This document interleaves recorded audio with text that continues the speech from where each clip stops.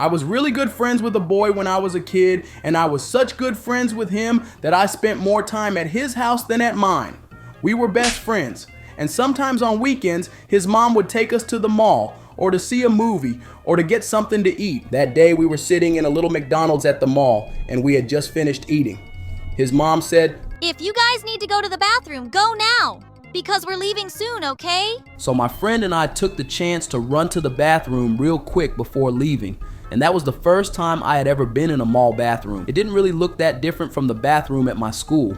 Anyway, after about a minute, I came out of the stall and went to wash my hands. But when I got to the sink, the mall faucet was really weird because it didn't have a knob to turn. The faucets I used at home were the regular ones. You turn them and water comes out. But this one, no matter how much I turned it, no water was coming out. I thought, maybe this faucet's out of water. I'll try another one. So I went to the faucet next to it and tried turning that one, but again, no water. At that point, I was already confused. Then, a guy who had just used one of the sinks walked out of the bathroom. So I went over to the faucet he had just used, turned it, and still no water. At that moment, I was already super frustrated.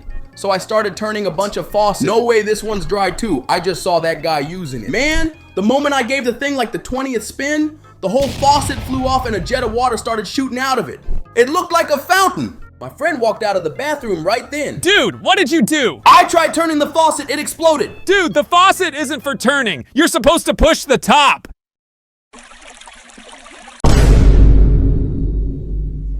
I tried putting the faucet back on, but it didn't work, man. The jet of water wouldn't let me. And by then, the whole bathroom floor was flooding. I was super nervous already, afraid someone would walk in and arrest me. Hey, you're under arrest for wasting all the mall bathroom water.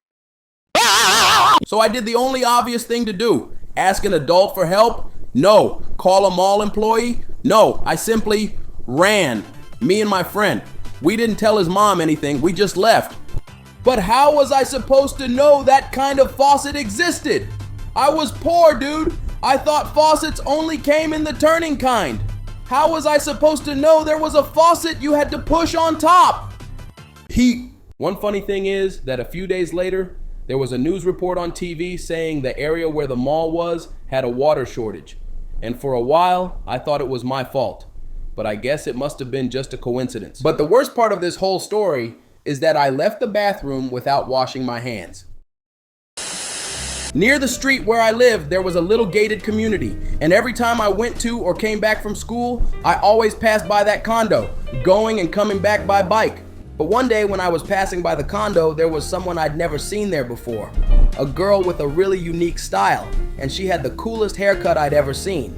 I don't know if she had just moved there or if she was visiting someone who lived there, but that doesn't matter. When I came back from school, sometimes I'd see her at the gate, and obviously I'd stare at her. And I wasn't staring at her because I liked her or anything, because at that time, I liked another girl at school who never gave me the time of day. But I stared at her because I thought her hair was awesome. It's rare to see a girl with hair like that, at least for me. I think to this day she's the only one I've ever seen who cut her hair like that. And I'd stare at her anyway. I didn't care. I was admiring her, okay? I think people like to be admired.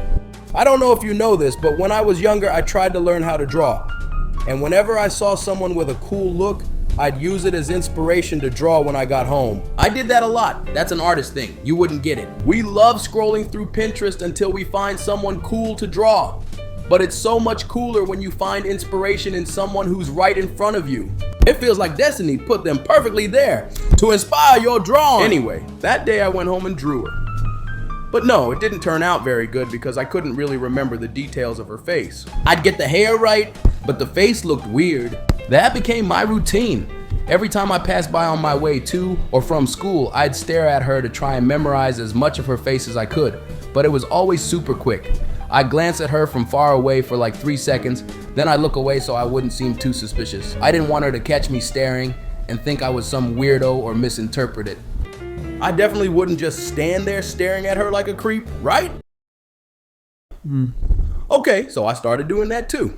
I'd make up any excuse just to pass in front of the condo, and I'd take the chance to look at her. Look, I don't want you to think I'm a creep, a stalker. I did it for research, artistic research. But since I did it almost every day, I only didn't do it on days I skipped school. One day when I was staring at her, she looked back at me and I looked away really fast. And I was like, crap, did she notice? Of course she noticed. You stare at her every day.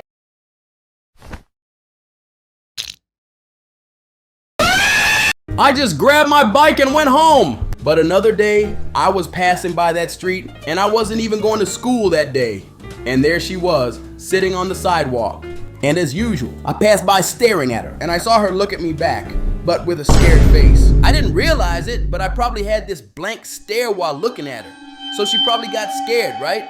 Like, if I were a girl alone on the street and some guy kept staring at me every day, I'd be scared too. What's wrong with this creep? Is he gonna kidnap me? He keeps staring at me every day. After that day, I think she really did get scared. So much so that one day she was there with a guy, either her friend or her brother or cousin or boyfriend.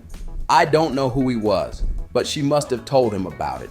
Hey, there's this guy who always rides by here. I think he wants to kill me. And one day when I was passing by that street, she and the guy were standing there on the sidewalk.